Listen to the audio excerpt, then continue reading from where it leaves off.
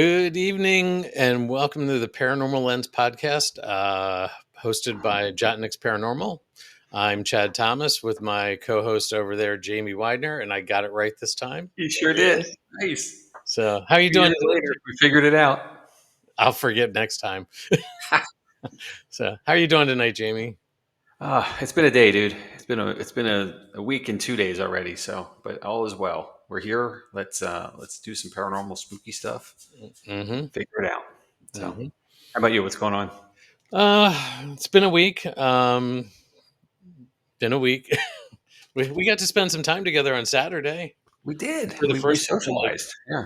a Yeah. while. So, Yeah. um, So, um, before we get there, there's a lot to share. I think mhm. from where we were and what we did, but I want to take a moment to acknowledge something that unfortunately happened today that we found out about today.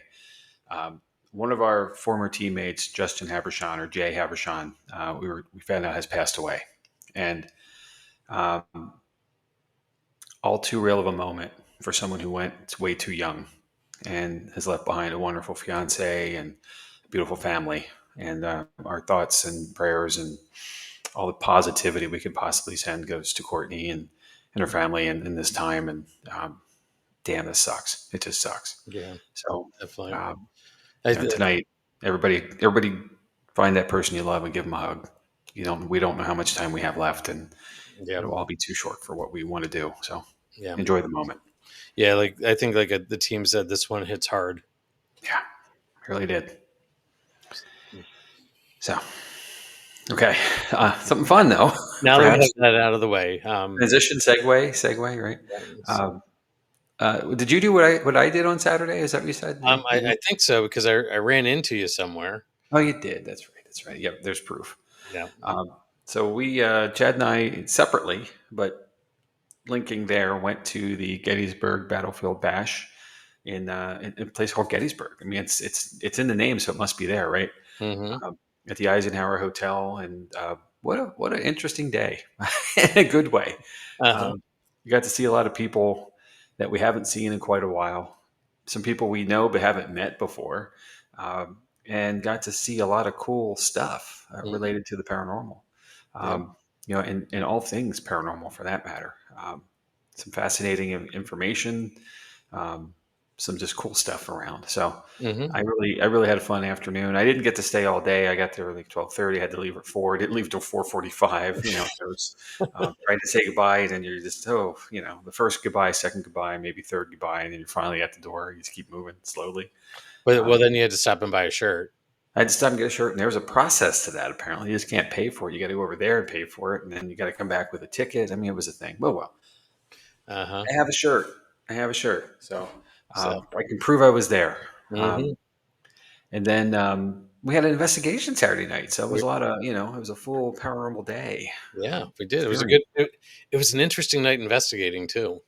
So. Yeah, it was. Well, before we get to that, what your thoughts on the bash? Anything you want to share? No, it was great to see so many of our paranormal friends, and just we don't get to see everybody enough, and it's great that there's activities like that we can go to and just catch up. I know Yeah, Stacy was out and not able to make it this year, but hopefully next year. I know that we all have a lot going on, so when we can, we get together. So yeah. so, but yeah, and Todd I'm was glad. there. Todd and Carmela. Yep, Um, I'm glad got everybody to came spend a little bit of time. tonight. Yep. So. But yeah, the investigation was a lot of fun. Yeah, We have some people who've been joining us doing research, and they were with us again um, Saturday. I don't know much about that. You talked to him a lot more than I did. I don't know if you have. yeah. So, well, I don't know what I'm allowed to say, or I mean, I'm not like it's a secret. Sorry, Right, but I don't know what I can say because I don't think I know much either. right. He is a professor at Penn State University, and his research assistant, who are, I believe he's a professor of folklore. And I have his card, and I should have it in my hand right now. Dang it! Um, but they've been joining us periodically through probably the better part of a year Hmm. to do interviews with us as team members, interested in the paranormal, and guests at our public events, if they're willing. Right. And and also sharing information like just hey, if you don't want to do it here, you can contact us separately. Well, it's like an interview. You sit down, you are asked opinions and questions related to things around the paranormal field, and I think that the encapsulation of all of it is just to connect a lot of the dots for what the field is and Right. it's perceived in the public. And I think it's safe to say that we are a pseudoscience to many and most outside of our bubble, of Hmm. individuals who are in the field. So maybe opening some eyes and some ears, from the academic world, to give us a better view or be Right. better viewed Right. out there in the world. So that's my hope anyway. I'm Right. putting words to his mouth, I guess, but in his plan perhaps even. But and I don't know. I guess we're gonna have to wait and see. Right. The good news is we're going to have him on the show sometime in the future. I don't want to say near future, but he's agreed to come on the show and talk to us about what he's doing. So, Yeah, and the interest in how he got here, and I as a folklore a professor in the folklore field, I can't tell you how many episodes we've done or how much is out there that's based on folklore, right? right. And there's a direct connect in my mind, at least. There's a direct connect that would be fascinating to see how he got where he is. To take it to the academic level, Right. and now physically in the field as well. So Hmm. where the parallels and connects are, and opportunities, perhaps even for Good. more. So, So stay tuned. That's coming. That'll be later in the end of summer, fall kind of window. hmm, We're booked a little ways out, and his schedule has to open up as well. But more to come on that. yeah. But other than that, it was an interesting night. I had a lot of activity. I've had a lot more activity than I've had in a long time. I think. Yeah, Yeah, yeah. well, you and I were working together, so Yep. Well, um, except for that one session. that's okay. You were I there. got I literally got sidetracked by the professor asking me questions and in the ballroom, and I kept looking over and just making sure everybody was okay, and you were leading everyone like you normally would Hmm. perfectly well. So I felt comfortable enough to answer his questions quickly, and questions led to questions led to questions. So Hmm. and then time was up. So go figure. But I But heard a lot of activity happening around equipment hmm, with your session there specifically, and I'm sure that's part of what you're saying.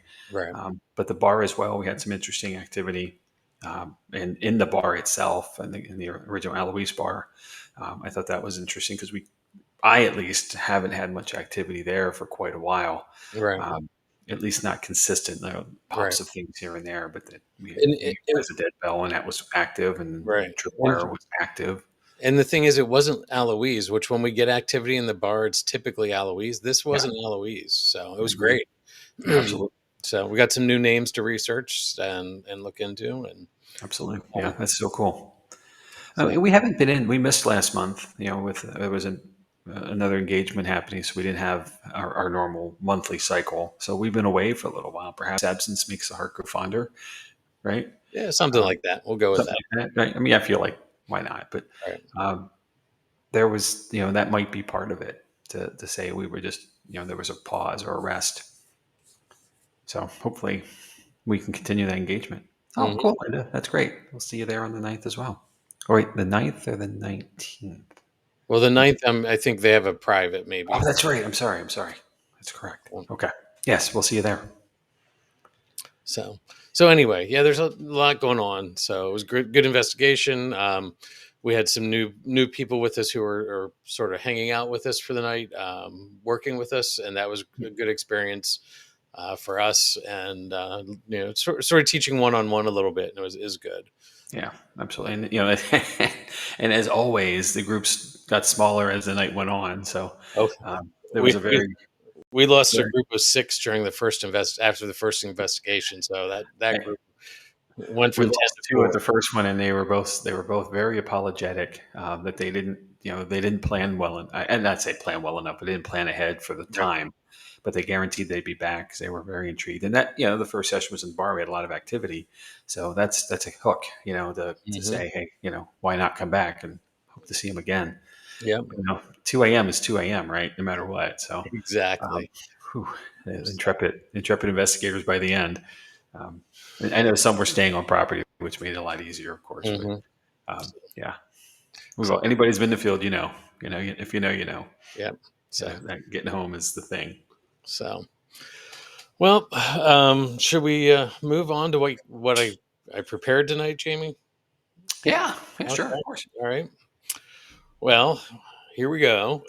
um, I just got to do this first. You're Here we go. selling it so well. All right. So, Annabelle, Yeah. right? So, almost everyone in the paranormal world has heard of Annabelle, the infamous haunted doll from Ed and Lorraine Warren's Occult Museum. But recently, Annabelle has stepped beyond the world of the paranormal enthusiast and into the spotlight of mainstream media, with coverage in outlets like NBC News, People Magazine, Newsweek, and the New York Post. So, what's behind this surge in attention? Several things are at play. On July 4th of this year, Annabelle Rises, the fourth installment of the Annabelle movie series, a spin off of the Conjuring movie series, was released, reigniting public fascination with the doll. At the same time, Annabelle is currently on tour through the New England Society for Psychic Research, making appearances across the country. One of their most recent stops was Gettysburg, Pennsylvania. Tragically, during that stop, Dan Rivera, who was traveling with Annabelle as part of the tour, unexpectedly passed away in his hotel room. Now, I want to be clear. I had planned to cover this topic after Annabelle was scheduled to visit Gettysburg, but before Dan's passing. I want to extend my heartfelt condolences to his family, friends, and the team at NESPR. Dan was an integral part of their work and will be deeply missed. His death, however, has quickly become entwined with the legend of Annabelle in a way that highlights how easily the line between fact and fear can be blurred. Tonight, I'll try to unpack the truth behind the headlines, revisit Annabelle's origins, and explore how folklore, fear, and the media continue to shape her legacy. Now, to truly understand the story behind Annabelle, we need to go back, way back, to the year 1915. It was on May 28th of that year when an artist named John Gruelle applied for a patent for a ragdoll prototype. Just a few weeks later, on June 17th, he submitted a trademark registration for the name Raggedy Ann, a name inspired by combining lines from two poems by James Whitcomb Riley, The Raggedy Man and Little Orphan Annie. The U.S. Patent Office approved Gruelle's design on September 7th, and the name Raggedy Ann was officially trademarked on November 23rd, 1915. Gruelle, a talented illustrator and storyteller, published his first children's book featuring the doll in 1918. For the next 2 decades, he would release one new book each year, building a rich and whimsical world around Raggedy Ann. As her literary fame grew, so did the presence in the toy world. The P.F. Volan Company began mass producing the doll, and in 1920, Raggedy Andy, her male counterpart, was introduced to the world. Remember Raggedy Andy? Of course. Do you have one, Jamie? No, I I, don't believe so. Anyway, I'm pretty sure we had one floating around our house for a while. oh, So it must have been Eric's then. Sure. exactly, yeah, yeah. Yeah. So even after Gruelle's death in 1938, the legacy of Raggedy Ann continued. His widow took up the mantle of promoting the characters, and by the close of the 1940s, over 7 million Raggedy Ann related books had been printed. In the 1960s, the Knickerbocker Toy Company began manufacturing the dolls, continuing until Hasbro acquired the brand around 1977. And it's right in the middle of this timeline, somewhere between the innocence of childhood nostalgia and the shadow of the unknown, that our story truly begins. So we're going to turn our attention to about 1970, 1971. By this time, the Raggedy Ann doll was a beloved staple in American homes, widely available in toy stores and catalogs across the country. In fact, the 1975 Montgomery Ward catalog featured a 38.5-inch Raggedy Ann for just $19.88. It's pretty steep at that, for that time. Yeah. It was one of these simple, oversized dolls, a simple birthday gift purchased by a loving mother for her 28-year-old daughter, a nursing student, that would unknowingly become the center of one of the most infamous and unsettling paranormal legends in modern history. No one could have imagined that a $20 doll would become known around the world as Annabelle. Now, it's believed that Donna's mother purchased the rag doll at a secondhand store in Hartford, Connecticut, some in that area. When Donna received the doll, she didn't think too much about it. It may have laid on her bed for a while, but she didn't. But it didn't take too long for her and her roommate Angie to realize that something was different about the doll. It seemed that the doll would move around the apartment on its own. The doll would be left on the bed and then later found on the sofa. The doll would also change positions. It may have been left sitting on a chair, and then would come back to find it with its legs crossed or lying on its side. At first, the two women thought that it might have an intruder, but as things happened, their thoughts turned to the paranormal.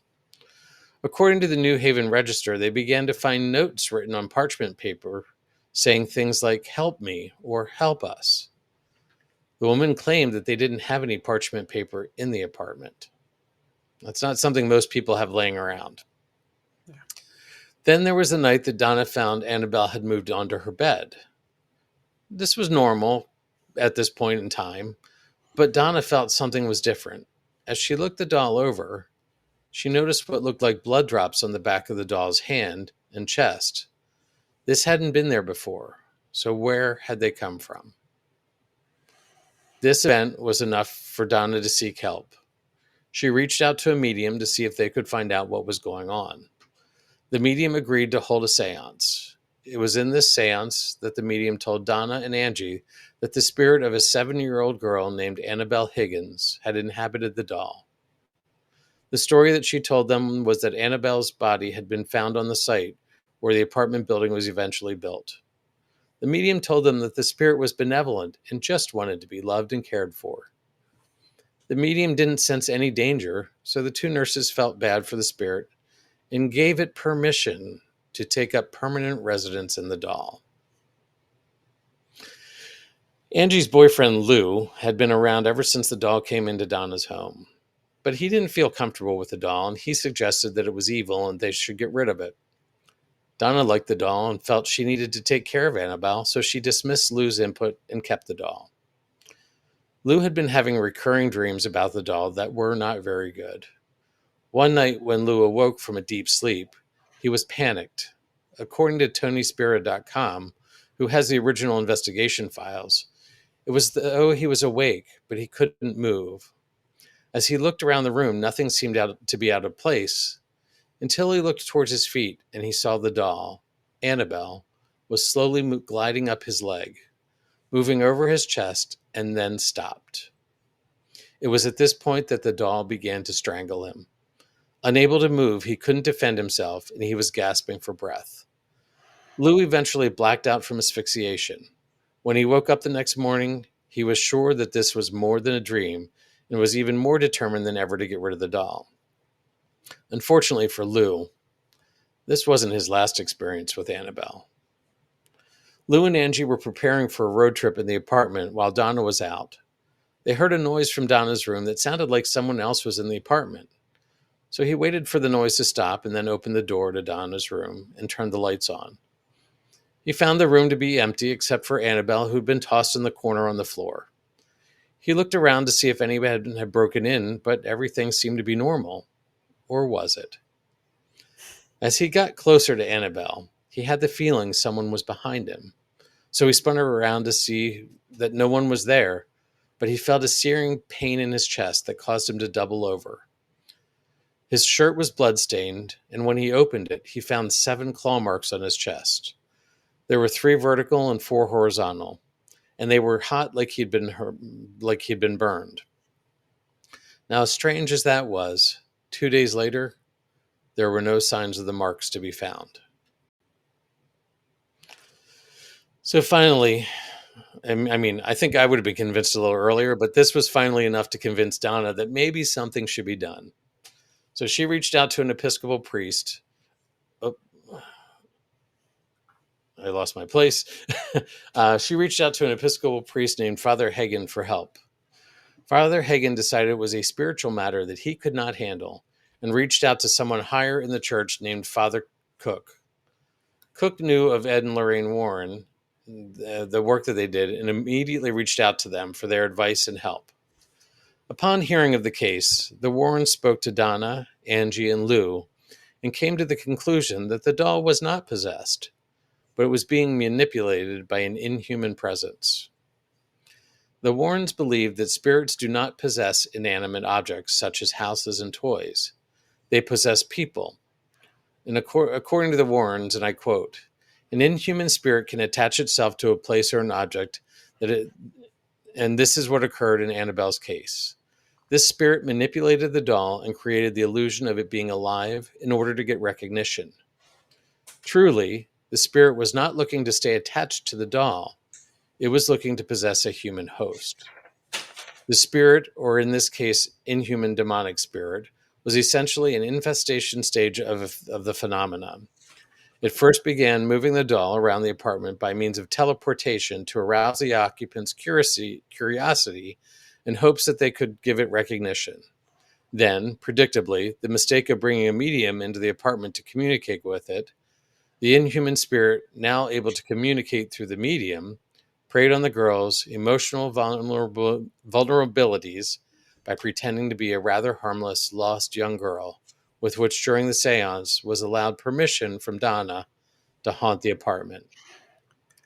Insofar as demonic is a negative spirit, it then set about causing patently negative phenomena to occur. It aroused fear through the weird movements of the doll. It brought about the materialization of disturbing handwritten notes, the symbolic drops of blood on the doll, and ultimately it even attacked Lou, leaving behind the symbolic mark of the beast. The next stage of the infestation phenomena would have been complete human possession. Had these experiences lasted another 2 or 3 more weeks, the spirit would have completely possessed, if not harmed or killed, one of or all of the occupants in the house. Now that's a mouthful, and that's done. And this is Ed and Lorraine's opinion of what happened. So they were the leading researchers at the time. So what would you have done at this point, Jamie? Got out. Right. So the Warrens felt it best at the end of the investigation for Father Cook to cleanse the apartment by reciting the exorcism blessing. Now, the Episcopal blessing of the home is a very wordy 7-page document that is very positive in nature, and I found this really interesting. The focus of the ritual is to fill the home with positive power in God instead of trying to expel the evil entities from the property. According to sources that I read, Father Cook was not comfortable with being an exorcist, but he did complete the rite throughout the apartment. The Warrens were confident that the evil entity could no longer reside there. To be safe, Donna requested that the doll be removed from the property, and Ed agreed to take it home with him. Now, I wonder how Lorraine felt about this. So he put the doll in the backseat of the car and decided it would be best not to take highways home. This turned out to be a good idea. The entity in the doll had developed a hatred for Ed and Lorraine. The car would swerve on some corners and curves and then stall on others. When it stalled, it would lose power steering and power brakes. They avoided several collisions. After doing this for a while, Ed reached into his bag for holy water. He doused the doll, made the sign of the cross over it. When he did this, things settled down immediately, and the Warrens were able to arrive home safely. The doll ended up in Ed's office on a chair next to his desk. After it had first arrived, the doll levitated several times, but then things seemed to stop.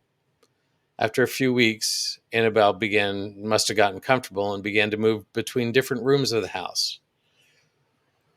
When they traveled, the Warrens would lock her up in an outer office building. Several times, they returned to find her waiting for them in Ed's easy chair as they entered the house. Priest and Annabelle didn't get along very well. Here's another quote from Tony Sparrow's website. In one instance, Father Jason Bradford, a Catholic exorcist, came to the house. Upon seeing the seated doll in the chair, he picked it up and said, "You're just a rag doll, Annabelle. You can't hurt anyone." And he tossed the doll back into the chair, at which Ed at which point Ed exclaimed, "That's one thing you better not say." Upon leaving an hour later, Lorraine pleaded for the priest to please be careful driving and to call her when she arrived home. Lorraine discerned tragedy for this young priest, but he had to go his way. A few hours later, Father Jason called Lorraine and explained that his brakes had failed as he entered a busy intersection. He was involved in a near fatal accident, destroying his vehicle. This is just one of the many events that occurred over the next few years. Heather just said this perfectly. Nope, nope, nope, no. So, Annabelle's permanent home became a specially built wooden case inside the occult museum. Once inside the case, she didn't seem to move. According to the Warrens, she still did cause some harm to at least two more people. A young couple visited the museum on a motorcycle. After hearing Ed's describe the story of the doll, the man went up and banged on the case and taunted the doll to scratch him if she could. Ed told the man that he needed to leave and sent him out of the building. On the way home, the couple was laughing and making fun of Annabelle when they lost control of the motorcycle and ran head on into a tree. The man was killed instantly, and the girlfriend spent over a year in the hospital recovering. When asked what happened, the woman explained that they were laughing about the doll when they lost control. Ed warns that you do not challenge evil, that no man is more powerful than Satan. So, Ed and Lorraine have since passed. The museum has been permanently closed since it was actually zoned in a residential area, and no variances had been issued. So there was no way for them to legally keep it open and running once the people, Ed and Lorraine, were not there to do it. Now, the museum is currently owned and managed by Tony Spera, who is the Warrens' son-in-law. Though they aren't allowed to be open to the public, items from the museum are occasionally displayed at paranormal events. This year, Annabelle has been on the Devils on the Run tour, which started in May and is scheduled to have stops through October. After that, she will return to Connecticut, hopefully for good. Now, Annabelle has been the basis for the Conjuring movies franchise, which include at least 4 movies. The latest of that franchise will be released later this year, and the spin-off Annabelle movie series has, as I said earlier, has had a movie already released this year. The simple rag doll has turned into one of the most notorious paranormal items. It is known around the world. Is it because of evil that is believed to be in the doll? Or is it simply because of the movies, which changed it to a porcelain doll, sensationalized it to the public, and made Annabelle a household name? We may never know, but as far as I'm concerned, it is not something that I want to mess with. I put it right up there with Ouija boards. I want nothing to do with them. People who know that I am into the paranormal ask me what I think about the Gettysburg situation. My first reply to them is that Dan was a father, husband, and son. His family needs us to remember that. He was doing a job that took him away from his home, and unfortunately, he passed away alone in his hotel room. I don't believe that Annabelle was part of that equation, and we will never know, but let the family grieve without it being a show. So I'm going to leave it there. My sources for tonight include the New Haven Register, which is nhregister.com, the Shreveport Times, shreveporttimes.com, New England Society for Psychic Research, which is tonyspera.com, our old friend Atlas Obscura, medium.com, www.raggedy-ann.com. So, Jamie, I think there's a lot of room for discussion here. Now we have our typical question of whether it's haunted or not, Right. but we also can ask the question, can objects be possessed? And is that different from being haunted? Yeah, where to start, right? Mm-hmm. Well, I want to come clean on something first. You asked if I had an Andy once upon a time, and I don't recall either. But I remember this vividly. I was probably 4 or 5 years old. It was a Friday night, and there used to be family shows on in that time frame. Mm-hmm. And there was a Raggedy Ann and Andy show, and in the process of it, Raggedy Ann gets left behind outside in the fall, and leaves blow over her, and no one can find her. And I remember losing my shit because this poor doll, this poor kid didn't have a doll, and the doll was left outside. And Uh-huh. every time I think of Annabelle, I think of that, like, and it comes up. It's my Uh-huh. first memory, and strange as it is, I can't let it go. Like, it sticks to me. So, is that part of all of this? Maybe something. Could be. Probably not. Let's be honest. Probably not. Probably not, but But maybe. Um, the rest of it, though, you know, this goes back to my question. You're asking me a question. I asked a question last week. Does a right, place have to have a ghost to be haunted? Right. right. Um, and you're like, well, what does that mean? You need parameters. Well, okay, a parameter is this. It's a Hmm. thing that's in the home.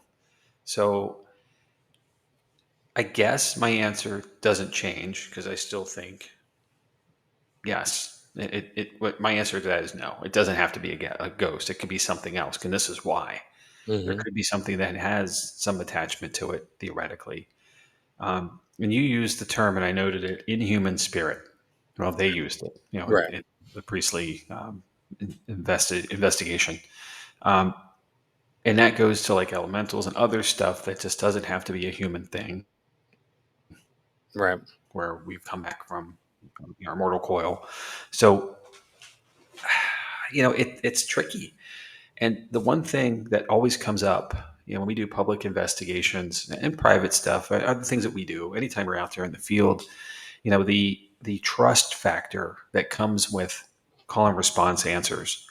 We ask to tell us who you are, or give us something, and you get a reply back, whether it be through an app, a novelist, a device based around the Q&A that you can do, and you get an answer that it's somebody. How do hmm you know? How do you really truly know? And my honest answer is you don't. You have nope, to trust at some point that what you're getting is true. And that's your choice then to trust, right?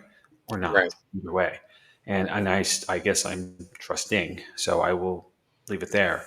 But here it is, that case where it wasn't what it's claimed to be, at least for the Warrens, that this was really a demonic issue, and they got past it or stopped it just before there would have been a catastrophic issue. And how we don't know how close we may be getting to that line with things right, ever, because right, again, it's the unseen. We just don't know. There's no clock. There's no countdown somewhere for us. Um, and a lot of people, like, we just accept. There's noises in the house at night. Oh, it's just settling, or it's the HVAC, or it's the right, heater, or whatever. It's my dog up wandering around aimlessly, which my dog does do a lot. So checking on all of us, I guess. But it's like, how do you know that it's not something else? We just kind of push it aside, right? right. So what if it really is something more? Bert's comment here. Mm-hmm.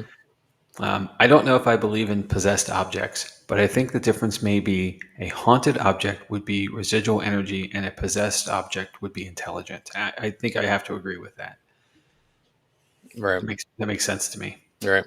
And I Oh, know we've gotten objects that people have brought us. mhm. Our friend Courtney at one point brought us a handbag that she had Yeah, found, and I picked it up, and there was energy there. Like I could feel it. There was.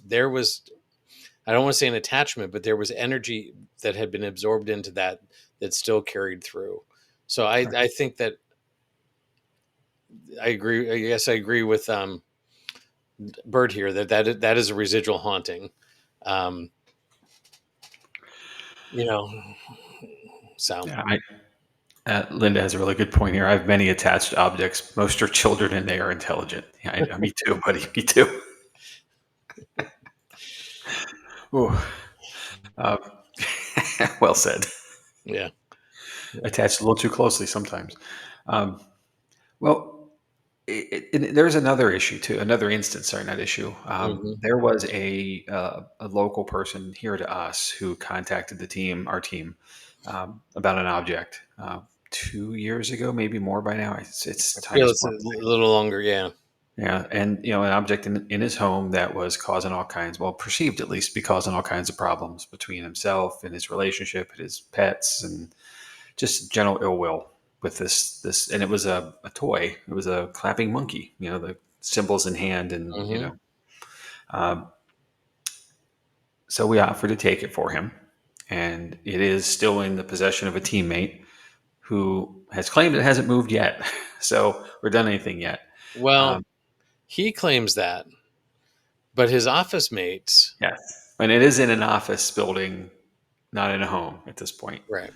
His office mates swear that when he's not there, they hear this thing doing its thing, The clanging of cymbals that it and does. yeah, and possibly moving around and stuff. So Aha. yeah, So who knows? is he the calming influence then that keeps things, for lack of a better term, stable, and his absence allows it to do what it wants, or what? It's a possibility. Yeah. So, and how does that work then? Right? Is there favoritism of people then to objects? It's getting deep, isn't it? Yeah. Yeah. Maybe, right? I'll stretch that thought just to this. Let's go back to last season and Robert the Doll, our episode. Right. So, Gene Otto had an attachment to a doll his entire life. An attachment being it was with him all the time, and even to his marriage and his later age of life. So the doll behaved well, for lack of a better term, with him. Mhm. But when he was unattended, it moved about the home. It made noises. There was a tale of a workman, turning around and finding the doll in the room with him when it wasn't there when he started. So there's other elements to Yeah. this that are not just about Annabelle, but Right. other. And I'm sure if we dug, and we probably wouldn't have to dig very deep. There's others I'm as well, sure. Yeah. Hmm. just aren't as high profile. Um, so it's quite interesting that this could happen because it's been documented to say it did. Right. And I have no reason. Again, I'm a trusting individual. I have no reason to doubt the sourcing Right. and the individuals, because if you come forward with this stuff, you're usually laughed out of the room to people who aren't in the field, Right.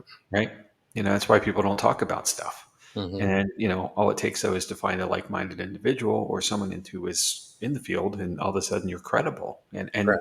at least understood to not be you know wonky. Right. So So, and here Linda had another comment. People buy haunted objects thinking they are fun, and then things start to happen and it freaks them out. I've gotten many objects from this because people just want to get rid of them at that point. Nothing bad, but footsteps, things being moved. sure. Now, again, being in the field, maybe Linda has something that is causing a buffer for these objects, and like an understanding, or we know how to protect ourselves, we know how to do things like that, that maybe people who aren't in the field don't understand.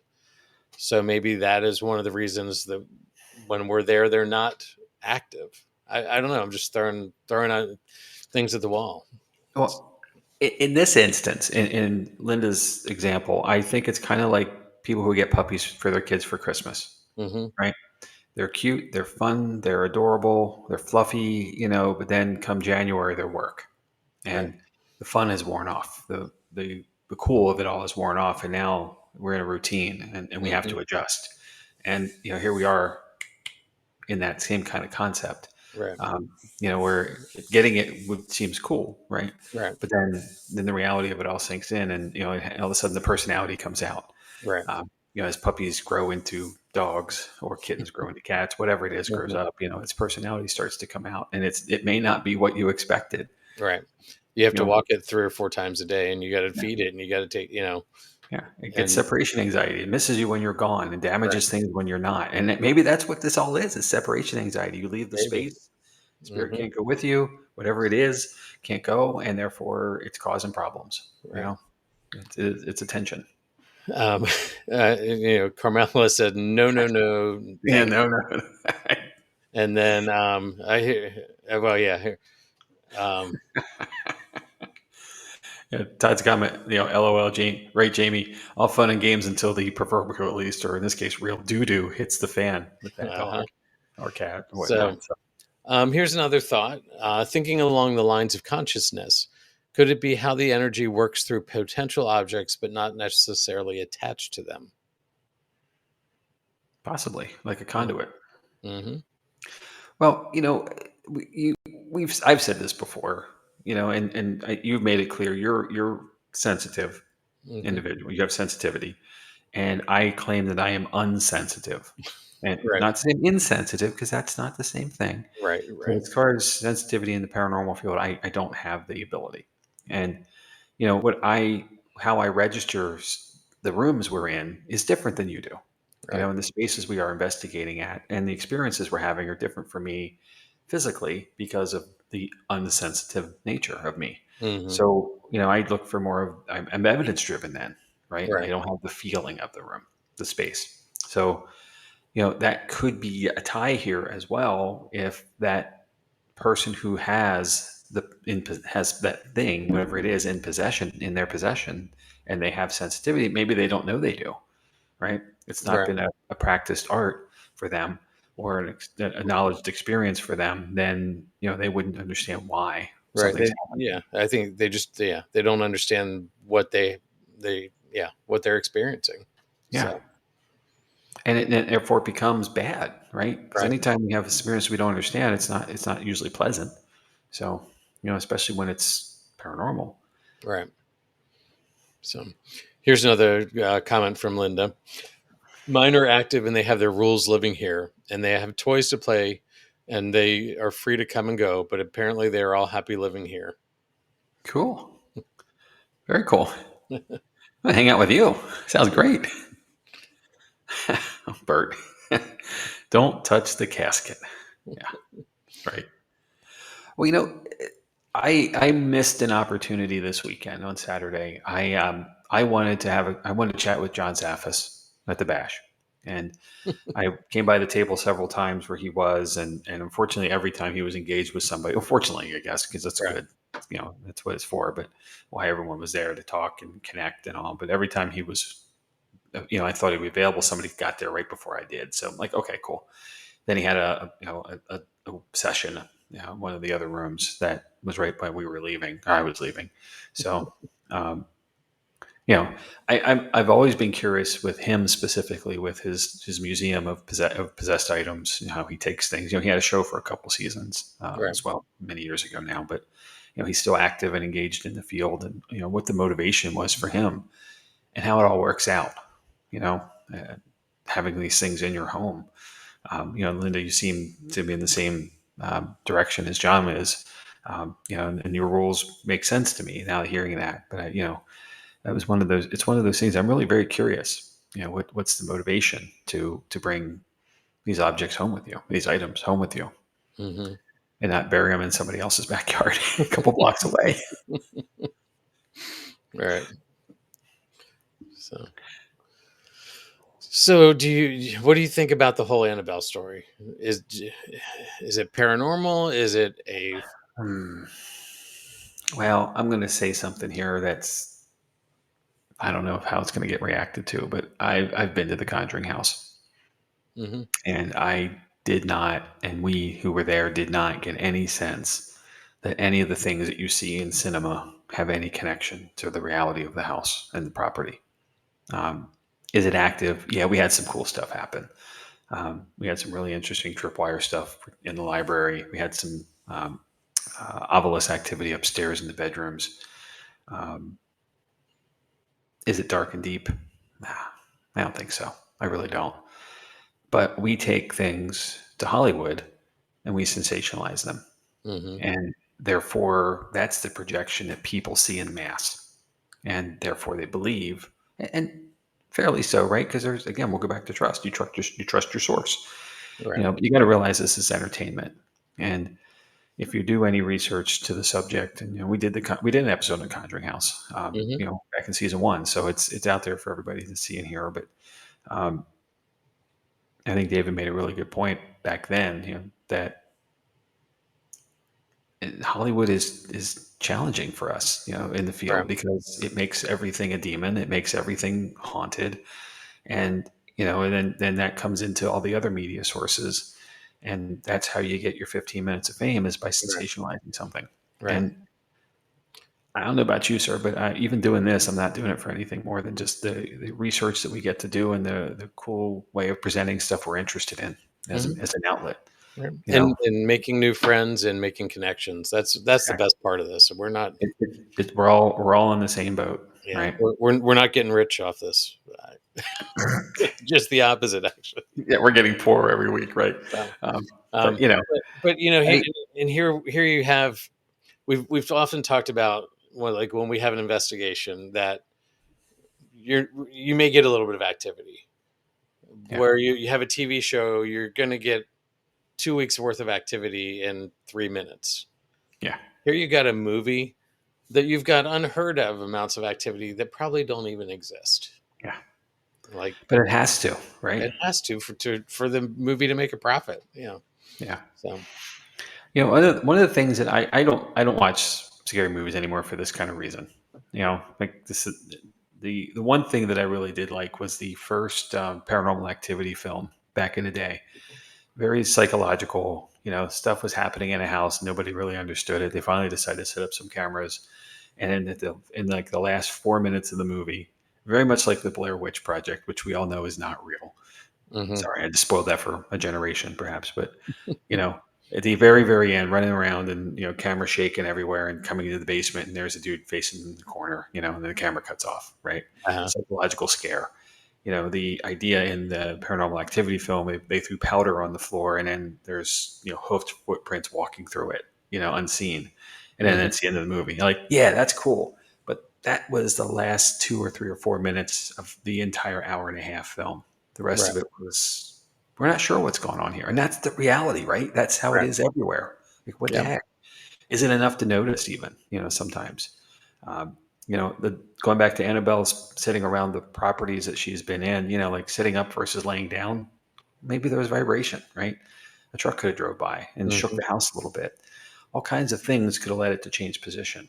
And mm, now leaving rooms and going somewhere else, okay, a lot different, right? mhm, That's real physical, but just how it's setting and now it's changed its seated position somehow. That's gravity, man, and it always wins, right? yep, So I don't know. I don't know how I feel there, but I just kind of get tired of the expectation that things have to happen because it's a paranormal thing, and it right, just isn't on demand like that in the movies or right, whatever featured presentation. It's not reality for us yep, and investigators in the field. no. So, well, like I said, it can go up on the shelf with the Ouija boards and We didn't have a shortage of Ouija boards oh to my goodness, acquire this weekend, did and you? Jeez. there was something in one of those boards. I mean, I know we're talking about, can things be possessed? There was something in one of those boards because Yeah, I walked by. I didn't even realize they were there, and I'm like, "What's going on here?" And I turn around and it's like, "Never mind," and I just kept walking. yeah. Remember, I was right beside you when you said it too, and I'm like, "Yep, Mhm. let's keep going." So I said, yeah, if you wanted to buy it, it was available this weekend, the Bash, uh-huh, and all Paracons for that matter. right. But all kinds of equipment and options Hmm. and But Ouija boards. Man, a friend of ours found a toe tag charcuterie board. yes, it is actually really cool though. Yeah, and it was. It was really cool. It is Yeah, really cool. yeah. So should have got one. Dang it. Oh, well, maybe next year or So, next time. so you think this is a good place to What leave about this? you, sir? You asked me. What asking you? What do you think? Paranormal or not? Where you at? The doll maybe has something. It's just like the monkey that we've talked about. There's something there. I don't know. Has it been sensationalized by the movie? Yeah. So what's that line now? You know, Yeah. we have we have the Warrens reports. The more I the more I read, Going back to the toe tag cheese board. Todd asked, "Does it come with toe cheese?" No, uh, but it does. But it does come with a side of Famunga cheese or Famunda. Sorry, Famunda cheese. so Ah, I that don't joke. know. Sorry, guys. Uh, I don't know.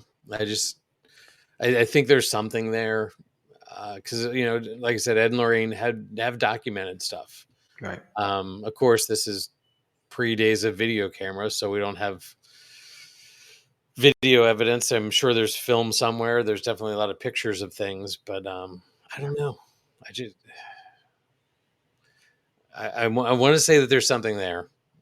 So there, I guess that means that I'm saying yes. There's some paranormal tied to it. Um, can objects be possessed? You're on camera. Yeah, I mean, yeah, I think again, now we got to define possession. It's like what are the lines? And yeah, Look, I think let's not go deep on this. yeah, Like, your answer for the does a house or does a place need a ghost behind it? You were like, well, it's conditional. Like, right, there's got to be parameters on the right. question. Like, no, let's not do that. Let's just So answer the question. can things have an attachment? Sure. Can they be? Can an object be possessed? I don't think it can be. So I have to agree. And so actually, so does Bert. He says, I say haunted, maybe possessed. Don't think so. I can't argue with that. well, that sounds like a great way to wrap it up. So Um, I do want to mention we talked about Dan Rivera a little bit earlier. Yeah. His family is definitely struggling. There is a GoFundMe out there if you're interested in that. Reach out to us. We can get you hooked up with it, or you can find it. It's easy to find. Yeah. But GoFundMe.com lists all the options and available funds so as well. so yeah, he was a good man who did a lot of good work in this field. So Sure did. he will be missed. Exactly. So on that note, Jamie, should we move on to what's coming up? Yeah. I wore my reading glasses just for this moment. All right. All right. So next week I am going to discuss Savannah, Georgia, which has a claim to be America's most haunted city, and I have a question mark here on that. So we'll divulge what they have and dig into a lot more, and we'll let you guys decide. We just did New Orleans not too long ago, back in the um, late winter, early spring. So they have a claim to be America's most haunted city as well. So um, that's a fun challenge. Mm-hmm. Figure out which one. Then after that, week after on the 12th, Chad's going to dig into the Saratoga County Homestead, which I know absolutely nothing about. I'm looking forward to that one. Okay. Week after, the Ancient Ram Inn over in the UK. Week after, on the 26th, the Haunts and History of Ford's Theater, where President Lincoln was assassinated. Some activity there. And September 2nd, I'm going to go to the Paris catacombs. And underneath the city of Paris, there is a lot of spooky stuff going on. And September 9th, Chad's going to discuss the ghost of China's Forbidden City. So some cool stuff Do coming you up. know why I'm doing that in September? It's no. I had a moment there. I thought it might, but no. You put it on our schedule. It's Chinese Ghost Oh, Month, yeah, or September is Ghost Month in China. that's right. Thank So you. I had to sneak one in there for China. Yeah. Nice. All right. So And this episode is terror free. So yeah. so far. So let's see. That's what we're doing. What's the team doing? Yeah, so August 16th, we have a public investigation at Booby's Brewery, Mount Joy, PA, our home base. Also, September 27th, October 11th, October 18th, November 8th, and December 6th to wrap up the rest of the year. So there's 6 investigations left on our calendar if you're interested in coming into Booby's Brewery. Mount Joy is more fun when you stay over. Right, Chad? Yep. Yeah. So there August is options 16th. for that. Yeah, August 16th is, I think we're down into the teens with tickets left. Yep, they're starting to So go. And they're we're coming off a sold out event. So um, keep in mind that spooky season is September, October, and maybe that first week of November still. So mm-hmm. those tickets won't wait long. Yep. So And that August one's a great weekend that leads right into somebody's birthday. Oh yeah, It's that's not true. yours. It's not, I know it's not mine. I know it's yours. Uh, Yeah, it's that's how it all started here, sir. It So is. Yep. a couple years ago. Yep. Worst birthday present I've ever gotten anybody. Um, Best one I've ever gotten. for those who don't recall this story, I got Chad a ticket to one of our events several years ago on his first birthday, and he never stopped coming. So this is proof that perseverance does pay off. And Hmm. follow something, whatever it is that you're interested in, follow it through and see what happens. It can take you places. Yep. Very cool. Glad you're here. Me too. So All right, and then the socials and stuff. We're here tonight live, and this is obviously very live. we're Our sorry. Facebook and YouTube channels, but we're beyond the streaming services. Come tomorrow afternoon and forever after. All of the stuff that we offer, with social media, Facebook, TikTok, Instagram, all that good stuff, is found at Linktree, which is linktr.ee/paranormal lens. And there's lots of cool stuff out there. So uh, give us a look, give us a Hmm. like, give us a follow. Um, we'll see where this journey takes us all together. Hmm. So So, Jamie, I'm going to be working on getting the season 2 T-shirts up on yeah, it's the time. store, which is available through Linktree. Yep, that's there as well. So I So, haven't seen this yet, so I'm really excited. I was just going to talk to you about that offline, getting that together. So you're already on it, yep. like usual. Make the magic happen. Well, sometimes. So Well, anyway, there's some merch out there as well. So feel free to wear us everywhere you go. yep. Carry a So, little piece of us with you. well, Jamie, any parting thoughts tonight? I don't.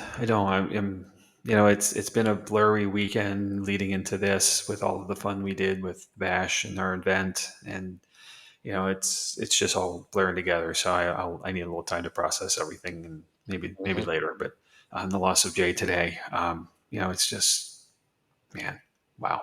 Yeah. So no, my comment is thanks everybody for sticking with us and hanging out with us for almost a full hour once again. And look forward to seeing everyone next week. Yep. And until then, stay alert, stay respectful, and stay curious.